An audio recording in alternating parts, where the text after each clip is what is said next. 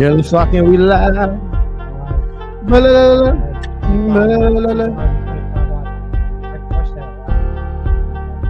Oh yeah, you good. We're gonna do this. We're gonna do this week. Touchdown, you can hit that. You can still put it at. Oh yeah, you're right. You're right on Twitter.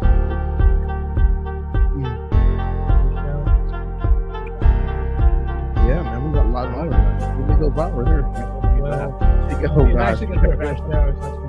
Jeez, we got the new it's up there on the chat. The new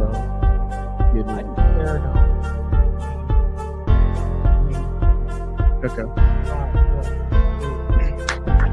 Oh, baby. Yep. All right, here we go. What's going on, Scott DeVore with DeVore Capital? This is DeVore Live, February 12, 2025. I got my man Diamond Decent West, Decent to my right, Ethnitude Famin over there. Yes, sir. And you're probably seeing a new face. Just so you know, we did not fire Will Reed. Last week, he shared how he tore his or dislocated the shoulder. He got in that massive brawl or bounce house, whatever one it was. He's at the VA getting an MRI. But we got John Vick in the house. John Vick is our resident Jacksonville Jaguar expert, season ticket holder, 30 years. Yeah. Man, OG going back to the very beginning. We got some Jacksonville Jaguar news that we're going to get into just to give you guys a rundown. There's a lot of growth happening at the Jacksonville International Airport. We're going to give you an update on everything happening in downtown Jacksonville with all the development projects going on. We got a solar update of a homeowner who not looking good. There's a lot of things happening with that. And we got a real estate update. But fellas, before we get into that, how's everyone doing? Did you guys watch the Super Bowl? Absolutely. You watched the halftime show? Phenomenal. But before we get to that, kind of tuned out during that.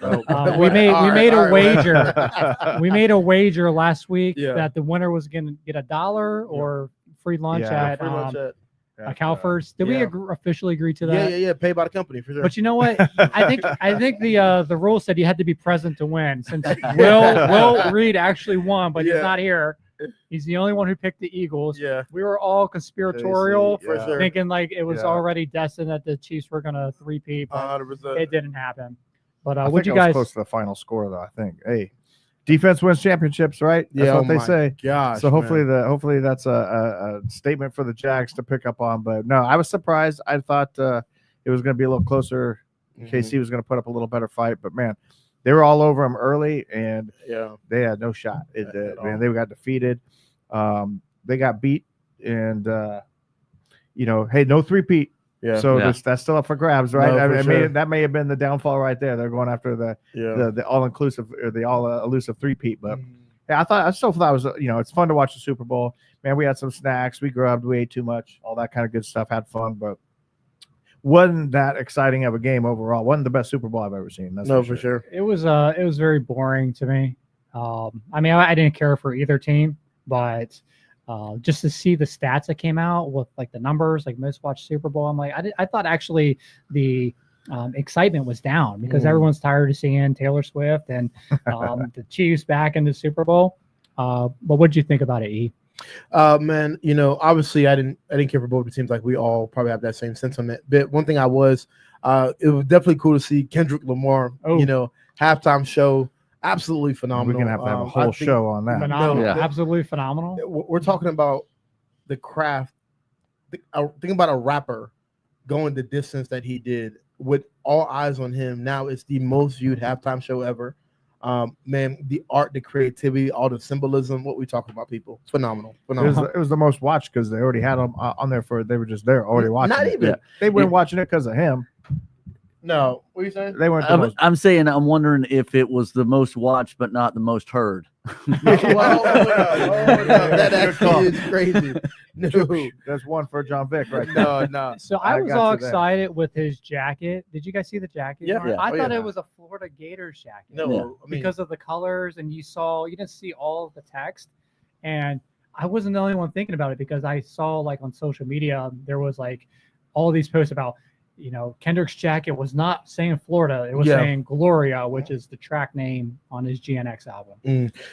No, and obviously I don't think Kendrick Lamar would rep Gators. Yeah, You know well, that's why I was Yeah, it'd definitely be more Florida State. If anything, he want a winning culture that he would like to rock with. So I don't know if this is the right time to say that the winning culture in Florida State. Hey, listen, we're on the rise. We're on the rise. There's nowhere else to go. Hey, All right, so it's been 25 years since Jacksonville has hosted a Super Bowl. So the franchise has been around for 30. We're going into our 30th anniversary with the team, and then 25 years ago. So what year was that? 2098. What year did they host the Super Bowl? 2006. 2006. 2006. Yeah. 2006. They hosted it, and then I was. So it's 20 years. 20 years. It's 20 years. Okay. Yeah. Yeah. All right. Well, then the article I'm referencing is wrong. Yeah. Did you go, John? Did you go to the Super Bowl? I did not. No. But it was because it was Super Bowl 39 and this was 59. So yeah, it was 20 years. 20 years ago. 20 years ago. Yeah. So a lot of excitement back then for the city. You know, we got the new Absolutely. team. The team was actually pretty good. Or were they coming off of the excitement with Baselli and what's quarterback? The Eagles were in that Yeah, Super Bowl, Mark right? Brunell. Brunell, yeah. Yeah, That's the Eagles. Baselli. The Eagles were in that Super Bowl. Yes, Was they it were. against the Patriots. Yeah. Patriots, Right. yeah, Patriots, Eagles, yeah. Yeah. Yeah.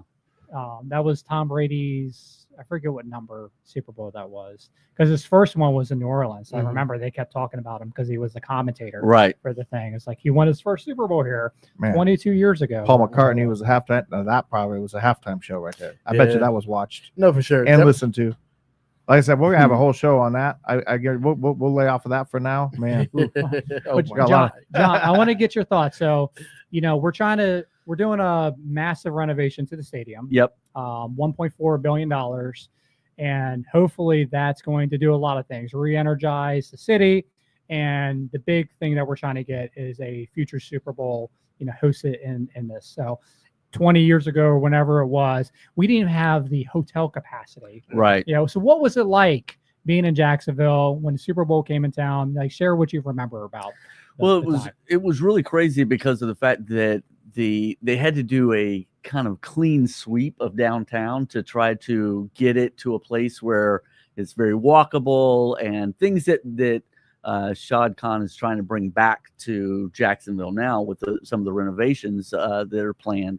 But big thing was didn't have the hotel capacity, so anything in a 50-mile radius was just completely slammed.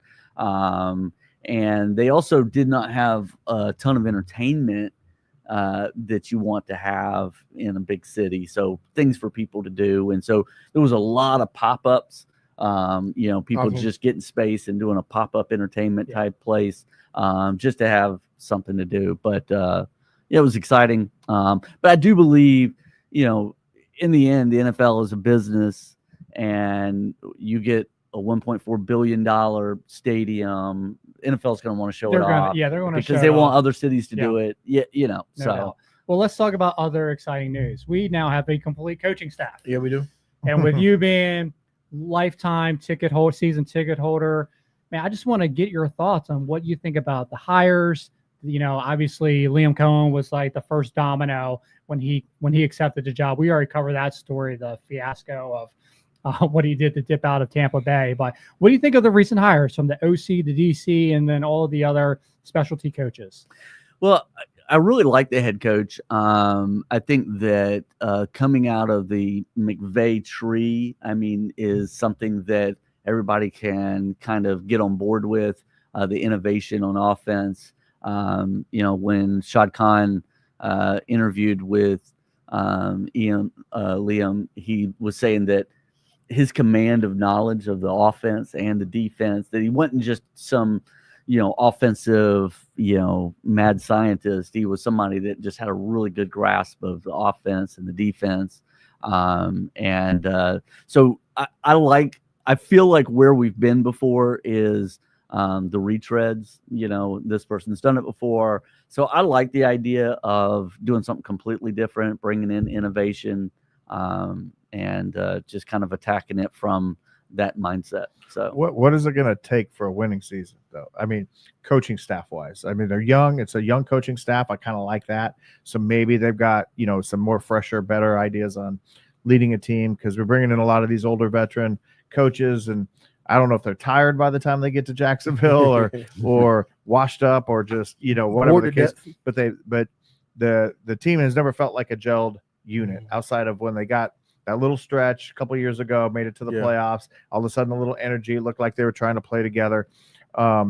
Me being a Broncos fan, being a transplant Jacksonville fan and watching them, they never look together. Never looks like the team is gelling. They're just all out for themselves. They're just all kind of all over the map. Coaches are all over the map. So what do you think they're going to be coming together? The coaching staff, the way that's built, helps bring a little unity to the team so they can feel a little better about who they're playing with and get a little more cohesiveness that way? Or well, I do. And I think that it, when you think about the football, the NFL, and you think about the Jaguars as a system as a whole, changing out individual elements usually doesn't make a huge difference one way or the other. But when you completely reset everything, then it gives you an opportunity to start the conversation and get the dialogue going from the top down. And I think that's part of the biggest problem that they've had over the last 3 to 5 years was I don't believe that Balky and Coach Peterson were ever in sync. And I think Balky was trying to do his thing and Doug Peterson was trying to do his thing. And so I think getting that start, they believe that having a coach centered, focus. So the fact that they brought in the coach before they brought in the GM, one thing that coach said, in a recent interview that I think really is telling is that they're all talking the same language. And so they're already getting, he says, we're going to be able to bypass a lot of the learning curve and be able to jump right into being able to just start installing an offense and installing a defense. And I think the fact that he went, Campanelli on defense, if you ever had a chance to listen to him on Hard Knocks, I mean, this guy is, man, he's just passion, and, the fact that they've gone with a youth movement, I just like it. I think we're in a good spot. Yeah. Here's my thoughts is all these, like the head coach, the OC, and the DC have never been in that role before. And they're the three main figureheads that are going to drive, the season.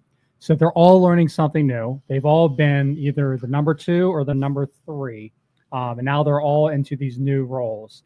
And man, I'm just a little nervous that, just the lack of experience is not going to equate, winning. I hope it proves me wrong, but that's just kind of like what I'm kind of feeling right at the moment. And, we'll kind of see how things unfold as they get the GM and, what the talk is as, the off-season workouts and everything really like starts getting into the mix. But it's going to be, I want to be optimistic. I'm a believer. But the other thing I want to say is if you look at like the Washington football team, they kept pretty much the same coach and everything. But what changed the culture was the quarterback. 100%. 100% the quarterback. 100%. So, not saying we got to change out Trevor Lawrence. I'm believing in him. The guy's a winner. He's been a winner since high school. Came in freshman, won a national championship. Was competing for national championships the last 2 years he was in school. But is that something that's going to be needed? I don't think we won't know because that would never happen anytime at least for the next 3 to 4 years. I think before we get to that stadium, if he doesn't shift and change, I think he'll be gone in the next 2 years. I think so. Because what more do we need to see? What more do we need to see? We've heard all the talks. He's good. He's accurate sometimes. He's inaccurate in some games. Oh man, he hasn't had weapons. They've gotten in some weapons. So, some people, obviously Christian Kirk has been hurt and things like that. But man, with the new the Brian Thomas Jr. That guy's gonna be a star, 100%. Yeah. But you know what I'm saying? So let's see more chemistry there. I don't know. I think we've seen enough to gauge, okay, will this guy be the guy for the next 5 years? And I'm saying, look, I pray and I hope the best, but we'll see. Yeah, but here's the thing. Yeah. Cleveland said that about Baker Mayfield, right? Yeah. You know, Detroit said that about Stafford. Yeah. You know, Yeah. LA said that about Goff. Yeah, You know, I mean, 100%, yeah. so I think it's just getting them into a system that works for them. Yeah. You know, so it's never. I mean, listen. If you drive by, you know, the local high school and there's two teams playing, you realize that there's 2 or 3 of them that maybe will play on Saturday and maybe one of them that'll play on a Sunday. So when you're talking about quarterbacks at that level, I mean, you're already talking It's a about huge the level. top 1% Yeah, of yeah. all, you know, athletes, talent, all yeah. NFL athletes. Mm. And so I think it's a matter of he's plugging a starter. it in. It's just Yeah. is he the right starter here? We'll see. This will be an interesting year.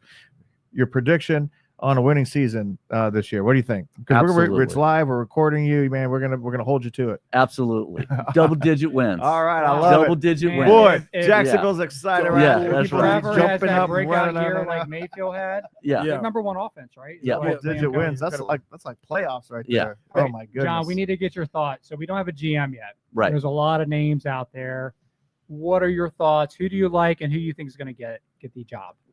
I really think that they're going to end up with the name that started in the beginning. That was with Ian Cunningham, you know, coming out of Chicago. He's been in the talks for different GM spots over the last couple of years. I think that he was linked to Cohen in the very beginning, even before Cohen accepted the position. So I just think that Ian Cunningham, and he's got a little bit of time with Philly, so he's got an opportunity to kind of see what it's like to build a good roster, and so I think it's probably going to be Ian is my guess who it's going to be. Awesome. That's awesome. Well, I think that's probably the best choice, and hopefully they just make this decision because we got a draft coming up, and not that long out Yeah. from now. Yeah, they got to get some plans in place for sure. Yeah, I think that Shad Khan in the interview said that the NFL requirement was that you had to have someone in place by February 28th, because if you don't, then you have to wait until after the draft because you're pulling somebody too close to the draft from another situation. Yeah. So Yeah. they're interviewing this week. My understanding, interview with Tony Baselli is that we'll have a GM by the end of next week. Yeah. So Awesome. There you have it. Our resident or our new special guest, maybe a resident. Every time we got breaking news, Yeah. We're going to bring John Vick back. Appreciate your added commentary on that. Let's talk about Jacksonville Airport. You guys flown out of Jacksonville Airport? Yeah, I mean, ain't nothing pretty, but yeah. We've done it. We Well, got one Starbucks. The airport is booming, and last year, year-over-year growth, 14% increase. Over 7 million passengers flew through those terminals. I flew out there a few times in 2024, and it was kind of weird because I flew the day before Thanksgiving. I was heading up to DC, Maryland to be with family, and I was expecting day before Thanksgiving is probably one of the busiest travel holidays ever. Man, went through security. It was a breeze. I was very surprised and I was happy, and good thing because I didn't give myself enough time to park and all that. So it was a blessing, got through it. But then I flew again on New Year's Day, just about a month ago, and complete opposite. You're thinking New Year's Day. It's the day after one of the holidays that people generally stay up really, really late. There's not going to be that many people traveling. Completely different experience. That one, I was getting very nervous. We were flying up to New York, me and my girls, and we probably were in the security line for at least an hour. And when we got up to the gate, we were the last people who were left aboard. Wow. And they were like paging our name. But anyways, that has nothing to do about the growth, but it's just good to see that the airport is growing like it is. They keep adding airlines. It's just a good sign for Jacksonville. So either the people want to travel here more, or the people who live here just want to get away. I don't know. It doesn't really say of those 7 million people If they're coming or going, yeah, coming or going. just getting busier. Well, I also heard that they're actually connecting a flight directly to Canada, which is something new for Jacksonville, because even though it's Jacksonville International Airport, there's usually have to go out of Orlando or you have to Yeah. go out of Atlanta. Yeah, I don't care where you're going. You can't get anything hardly direct. That's Yeah, the for one sure. downfall of the Jacksonville airport. As big as it is, international airport, Right. and nothing, very few are direct flights. You always got to connect. Yeah. But yeah, Or when they do, it's not every day. It's like a Monday, Friday. yeah. So I mean, they got flights to LA, they got flights to Vegas, direct flights. They got flights to New York and DC. So they are having a lot of the major cities that people would actually want to go to, but you're not going to find that every day, like at a bigger airport where it's not only every day, it's multiple flights throughout the day. Yeah. But they're expanding the Concourse B. They're going to be adding 6 new gates, maybe up to 10 by 2026. So overall, I think it's a really good sign 100%. for Jacksonville at large, for people who want to come here or leave. Which is also because we are the largest city, land wise. You would think, well, our airport would be up to speed, but we're getting there. Yeah, for sure. The growth around the airport is impressive. I Yeah. remember when I moved to Jacksonville 10 years ago. Mm-hmm. Nobody wanted to be around the Yeah, airport. for And sure. in 10 years, I mean, it's completely changed. It's a 100%. very desirable place to live, Very much so. especially, not just because of the proximity, but they have nice shopping, Yeah. retail, It's stunning out there. great employers Yeah. around there. It's closer to downtown than, you get the airport to downtown is only like a 15-minute drive Yeah. Right. without traffic. It's a really good place to be, and, just continuing to grow and making the city even better. So downtown has undergone a lot of development in the last few years, and that's part of the reason why we moved our company down here, because we wanted to be really in the heat of all of the development going on. And there's so much going on that I kind of forget of like what those projects are. Mhm. And there was a website that just came out, or at least is really getting promoted now, called I Dig Jacks, which is a kind of a status update of all the major developments happening in downtown. Super cool. I don't know if you guys had a chance to go to the It's site, amazing. Yeah. but it's pretty awesome. So Yeah. like one of the kind of the most talked about developments going on right now is where what's that thing? The that's been Riverfront going Riverfront The old Plaza. down? River City, or River. Oh no, you talking about the landing? Yeah, the The landing. landing, Yeah, sorry, we're the yeah, the landing, landing, right? yeah. I'm It's been gone still for so long. I I'm remember still when it was upset about the landing not being there. No, for sure. But they're they've been in the process of redeveloping it Yeah. into a park. What is it called? Riverfront Plaza. Yep. So if you go to the idigjacks.com, Mm-hmm. it will give you an update of Yeah. exactly where the project is Yeah, and the and the current phases and all. status. Yeah, that's pretty cool. And not only that project, but every single development Yeah. project that's happening right now, Mhm. you can get a status update. So even behind us, we keep screwing this one up. We're like, is that the Four Seasons? Is that the Jackson headquarters? Yeah, it's a, but you know it's what? a combo. It's a It's combo. both. Yeah. both. They're doing The both. Jags headquarters building, office building, and / major hotel, the Four Seasons. Shad Khan just bought up the fairgrounds. Which is huge. It's huge because even though people are frustrated about it because they're talking about he wants to make it extra parking for downtown, so obviously that'd be like a parking garage situation there. Yeah. Which I think But is you were so excited about a parking garage. no. Which Okay, well, so- I so just huge. because I actually like what he's doing. People hate when he touches anything because he's more so like Jacksonville Jaguars specific.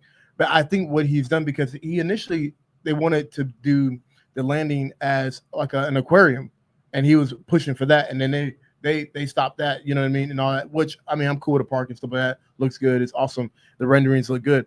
But like, I just love when he touches something because he's always thinking about the next business move. He's not necessarily always like, he might not be like community first and whatever, but he's such a business guy that he knows what he's doing. Yeah, ultimately. no, he's definitely one of the sharpest business brains out there. I mean, Yeah. he's he has multiple billion-dollar enterprises. Yeah. I just didn't like the landing being taken away, and they said Yeah. conspiratorially is because they wanted to push all the entertainment towards the stadium to Yeah. benefit Con, and that's why they're turning that into a park instead of redeveloping it back into restaurants and more entertainment space. But Yeah. That was a long time ago. Water under the bridge now, but idigjacks.com. It's a great resource Yeah, real to cool. keep up to speed with everything that's happening in downtown. And like I said, when we've been here for a few years now in this office building, we're right at the corner of Blackstone and Market, Mhm. and they got that new venue next door, Deca Yeah, Live. yeah. I'm excited to go there next month because Hovey is now going to be playing there. Did you know that? Yeah. We're going to go see that show. They've already had a couple of shows there with I forget, it was like some like international DJ. I should probably know the name that opened it up when they Was it popping? Well, from what I heard, Okay. yeah, it's a 1,500 square foot venue. I mean, it's a stone's throw. Yeah, it's open. from It's here. pretty cool looking. I saw some pictures and some live Yeah. shots, and definitely something to go check out if you haven't been to downtown. Yeah. Because we haven't had anything downtown in a while. Yeah, 100%. Yeah, something brand new and live Yeah. and fresh, especially more like on the old dance club scene, because I think that's a dying, nightclubs is kind of a dying thing. Especially after COVID. Yeah, I mean, it's just it's hard to go find a nightclub, and so hopefully they do a great job. I want them to kick butt and bring more people downtown. Can't wait for us to do an event out there. Well, Hey. I thought you said you were excited To go break DJ dance. it. Yeah, break dance. Yeah. You DJ, I'll break dance. We're gonna be- The other update is they are getting ready to start construction on. They're converting a couple of these one-way streets downtown into two-way streets. Mm-hmm. And you might not think that's anything significant, but the city believes in it so much. So the reason for doing that is they believe that by changing like Forsyth and a few of the other ones like Hogan or Adams that go one way, changing it from one direction to bi-directional, it's going to slow down traffic, but it's going to make it more of a walkable city. Mm-hmm. And by doing that, that's going to help spur like the growth of bringing more it's so cool restaurants and entertainment and things like that. But that's a project that's getting ready to start. And I was just looking at the numbers. So right now, of all the redevelopment that's happening, it's almost $2.5 billion of redevelopment projects in work right now in downtown Jacksonville, which is pretty significant. It's amazing. Super cool. Let's talk about a very unfortunate situation that's happening to a Florida resident. So there's a story that broke about a week ago, or it's like catching like a lot of mainstream headlines. Yeah. So a homeowner who happened to be a veteran was looking for adding solar to his house. Mm-hmm. And solar is it's a huge industry that's still like very underserved in Florida.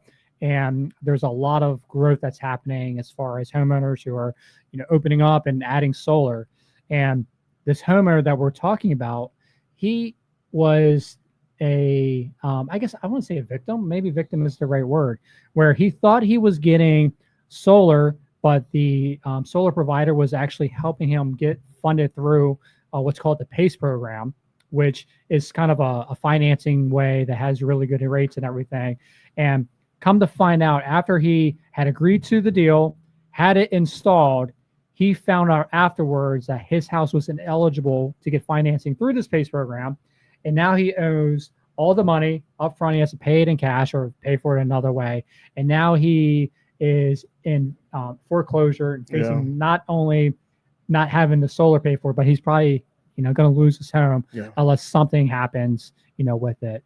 Wes, man, what do you think of this story?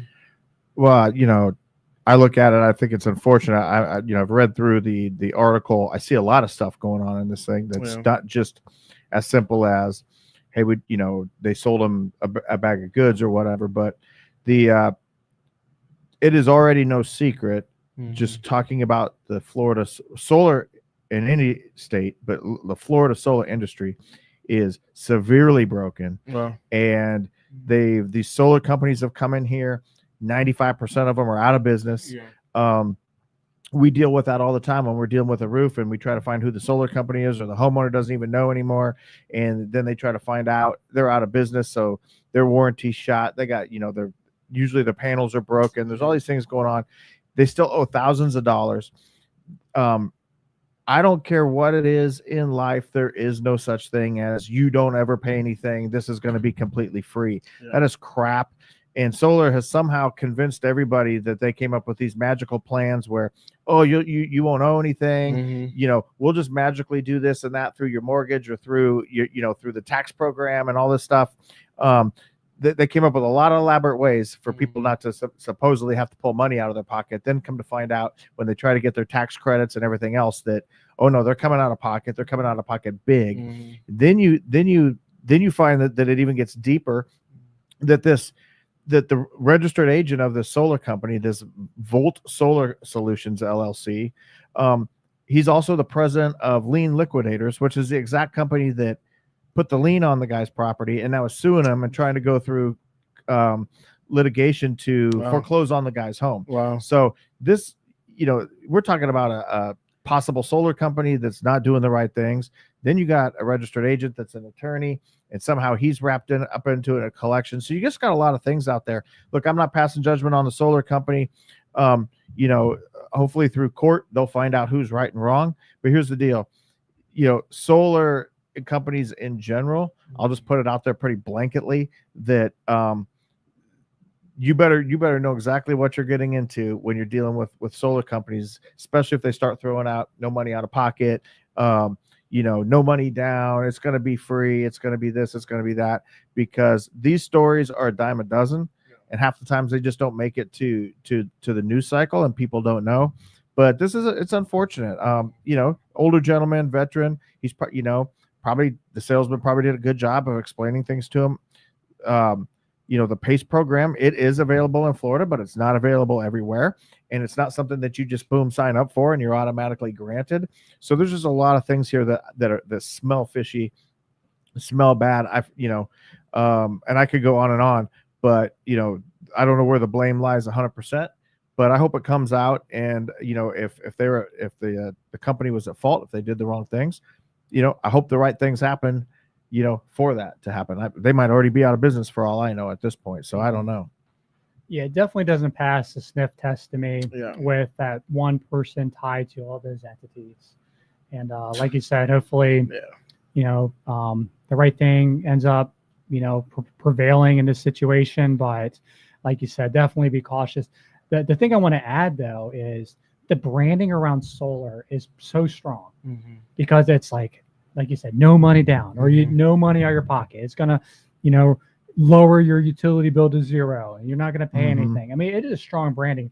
Now, it might not be accurate branding, but it is branding that's strong. Like some of the most significantly strong branding there is when it comes to home services type of solar is a good thing. So, people don't need to be worried, afraid to talk to a solar company or afraid to look at solar. There's a lot of things in Florida that make it good, and there's some things that don't make it so good. Depends on who your energy company is, and if they do 1-for-1 net metering and all these other things that can happen. It depends on how much sun you get, the way your house is shaped. I saw solar on a house on the golf course the other day, and I'm like, how did this guy buy solar? He ain't getting nothing because he's got all these trees around it. It was entire shaded the whole day, and it's just like, man, who got him talked into that?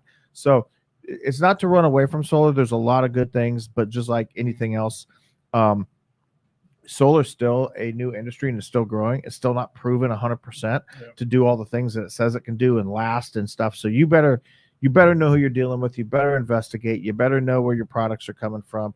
I could say that of just about anything, whether you're putting on a roof or you're doing a construction project or you're buying something from the store that you just don't know anything about. If you're dealing with another person to do that with, you better get some extra, just do your due diligence and get some extra information, because unfortunately there's bad players out there. This bottom line. And we talk about this all the time on the pod is, getting referrals, man, checking references, making sure you do the little bit of work to be able to, to curb yourself from being scammed or, somebody fooling you to signing something that then now you're paying for, which is just completely unfortunate. So, yeah. It's a very unfortunate situation, but hopefully everything will work out. I know the homeowner filed bankruptcy, and that's a way to use your homestead as a way to keep a property when you're facing the debt. But hopefully a better resolution than that ends up coming up. I want to give an update on real estate. So we're in a time of uncertainty. Yeah, we are. I know there's a lot of optimism, with the economy rebounding from where it was the last couple of years and interest rates, going down and whatever. And real estate is definitely part of that larger conversation.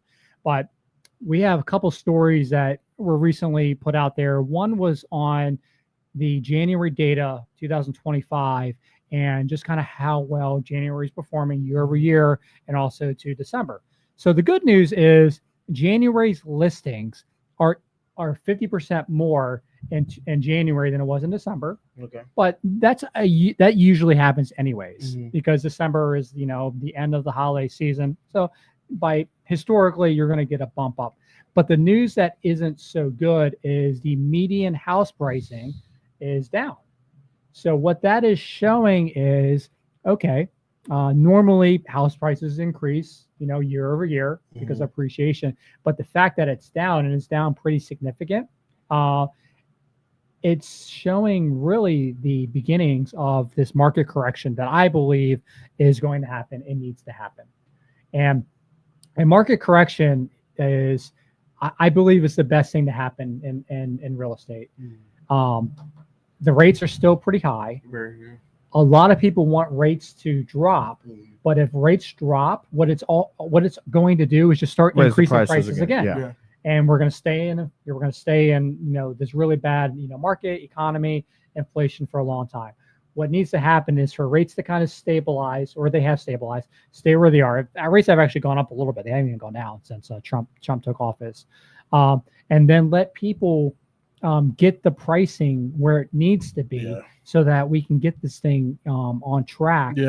Because if things like happen like they did in 2008, 9, I mean, it's gonna basically be another crash and boom, and this country doesn't need that right now. What do you guys think about the current data of real estate right now? Well, should there always be a seller's market or always be a buyer's market, or are you thinking that they should always be fairly equal? I mean, I think it's equating to that it's going to be a buyer's market, which is great for people that have cash, the ability to go get, have good credit to get a loan. That needs to happen for more wealth, for investors and people. As long as the big companies can't come in and just buy up all the property like they did before. So it leaves it a little more available for the average investor to go out and get a property. I like a buyer's market, unless I want to sell, right? So it depends on where you are. So so it's a catch-22. I mean, I don't know. I don't ever think that they're equal. There's no perfect market, right? So I think there's always going to be those usually adjustments. always one end of the spectrum. Yeah, that's how it's always been, and it should be balanced. A balanced market is the best for everything. Obviously, if you are selling and it's a seller's market, you could end up with a lot of extra cash that you weren't planning for. So then you would actually love that it was a seller's market. But for what's best for the economy and just the country in general, it needs to be a balanced market. Rates staying high is definitely part of that equation. Just some other data of how things slowed in January. So 39% decrease in closed sales. So even though listings have increased, sales volume has gone down by 40%. Okay. And the number of homes that are gone to pending is also down about 15%. So is that because it's harder to qualify for a loan for people now? I mean, the banks have tightened up with a lot of their restrictions, and even if you got good credit, you've got to bring a lot more to the table. So is that a reflection of people want to buy, they just now can't qualify for it like they used to? I think it's people who are just waiting and watching. I think it's more of that than people who actually want to buy and can't. I think the good thing that has happened in the last 15 years is, yes, it is harder to get money, to get loan, to get financing, but it's been like that for a while. So it's not like, even when rates were still in the 3%, like in 2019, 20, you still had to have good credit to get that great financing. So the well-qualified buyers were getting it. And so I don't think that has changed much. I just think that the excitement or the, being very bullish on real estate has definitely stayed pretty low, is why the sales have decreased the way Where can a person take advantage right now then?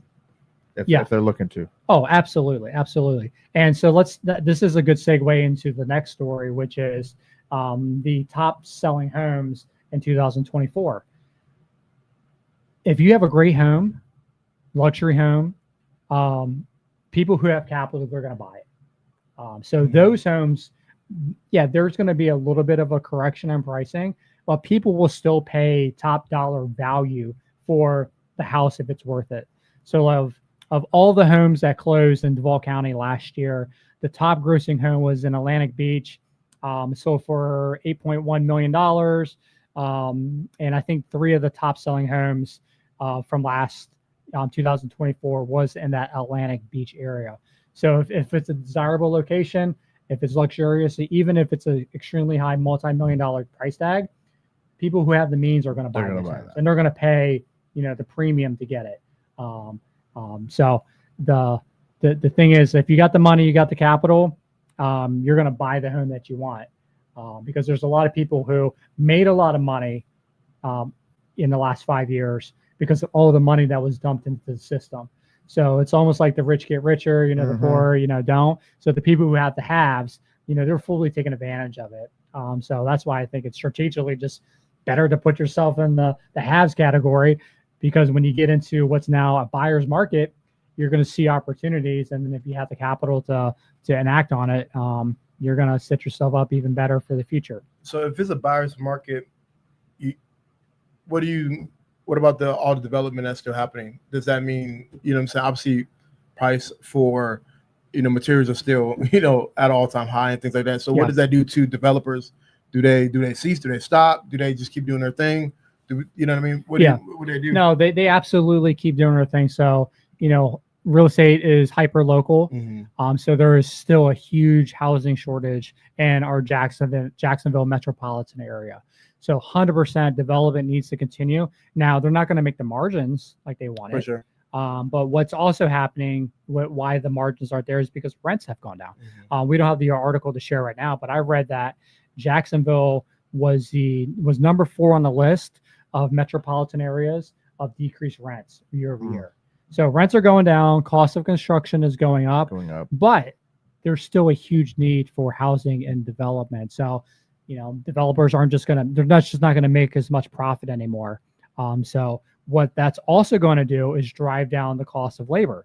Labor is just going to have to, if material cost is going to be, developers, they're going to look for opportunities to find skilled labor, trades.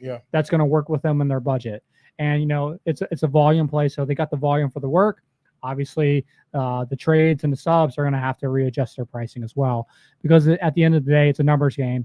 Everyone in that, life cycle of a development deal, they have to make money, or these projects don't move forward. Exactly. Well, that's what's going on in real estate. It's slowing down a little bit, but also I'm in the market. I may either go rent or buy. So it's a real interesting time right now. So yeah. It's a very interesting time. Well, hey man, like I said, this Atlantic Beach home, number 1 on the list, 8.13 million. I know a realtor. Yeah. Well, I gotta talk to my boss about getting a raise, so we'll see. There you have it. DeVore Live, February 12, 2025, brought to you by DeVore Capital Group. We are the construction real estate development company headquartered right in downtown Jacksonville. This is also brought to you by DeVore Media, one of the best media companies all around.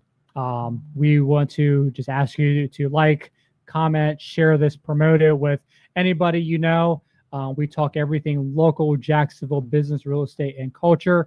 Until next time, peace out. Signing off, Scott DeVore. You can find me on the socials at Scott Free DeVore, Diamond Decent, Afton and Tooth Famin, and we'll see you next week. See y'all. Peace. Peace.